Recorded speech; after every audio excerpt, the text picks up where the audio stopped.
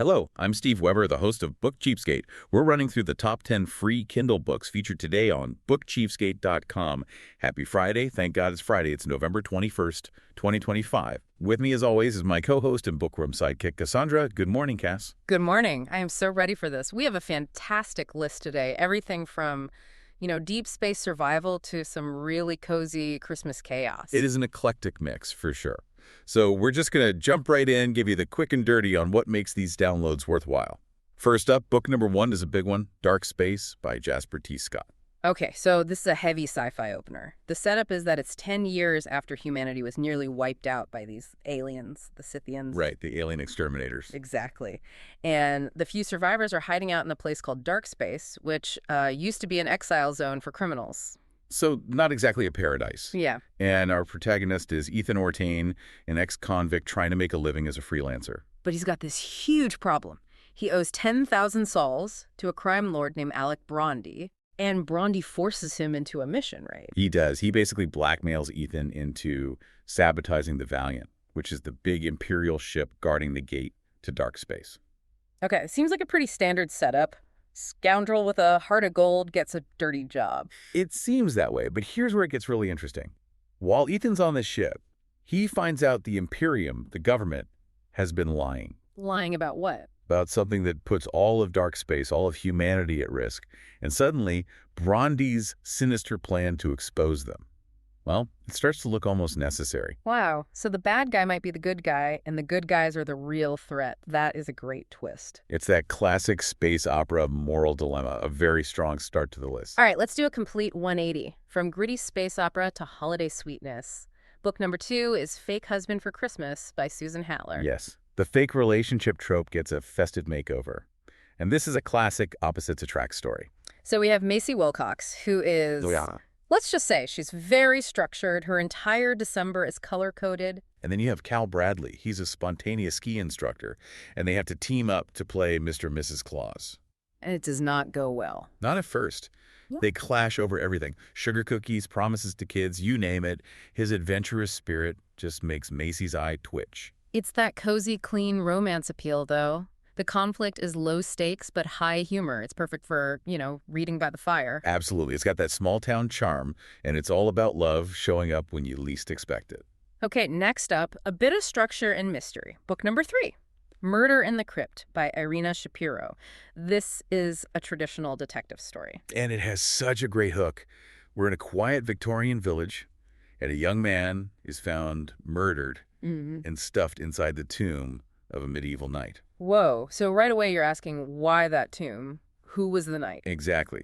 And the person investigating is the local parish constable, Daniel Hayes, and he is completely in over his head. So he has to team up with the main suspect, an American surgeon named Captain Jason Redmond. Right. And Redmond is a former soldier. He's seen the world, and he's got a very different way of looking at things than the earnest local constable. So the real engine of the story is that partnership. The clash of their methods and perspectives. It is. And you get all that great atmospheric detail, the Gothic crypt, the period investigation.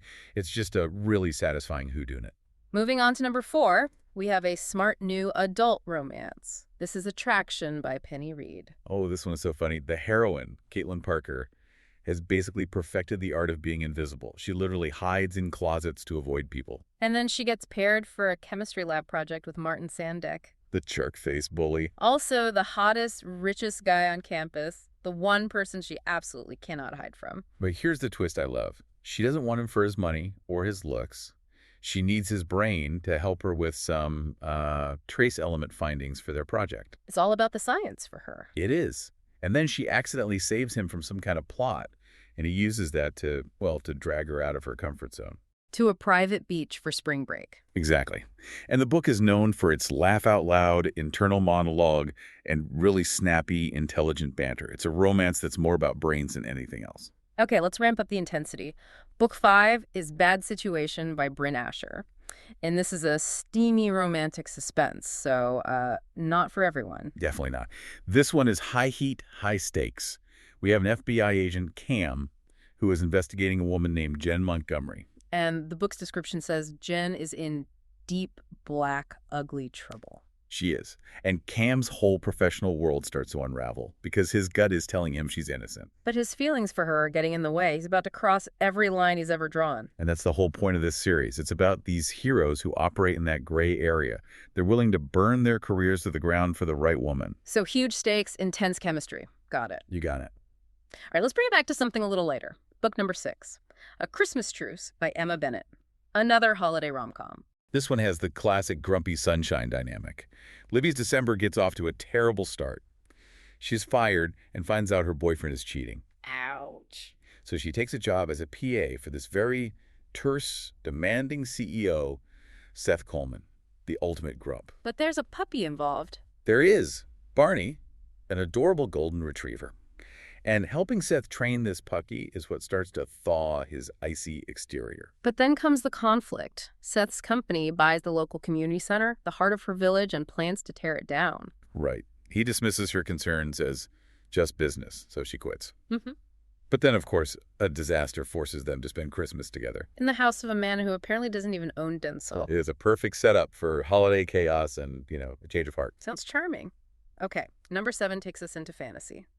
This is Bound by a Dragon by Linda K. Freud. And this is a clean fantasy romance with a very strong Beauty and the Beast vibe. Our hero is Aaron Drake. He's an enigma, scarred, wealthy, and he just wants to be left alone.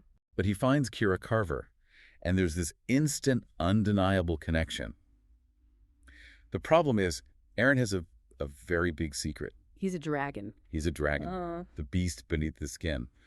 And Kira has to choose between her fear and this incredible love. And the stakes are real, because if the villagers find out, they'll come for him with swords and fire. It's a slow burn romance where the biggest risk is trust, which is probably why it won an Indie Brag medallion. A story about trusting the monster. I like that. Now for number 8, we need to shift our tone. This is Lies Behind the Ruin by Helen Matthews, a psychological thriller. Yes, and this one deals with some very serious domestic conflict. It's a tough read. Emma, a single mom, marries a man named Paul. But then a fatal accident at Paul's work changes everything. He becomes erratic, volatile. And their solution is to just run. They buy a rundown property in a remote part of France to escape. But the truly heartbreaking part is that Emma has to choose which of her 2 children to take with them and which one to leave behind. That guilt is just crushing. And what she doesn't know is that the escape is a trap.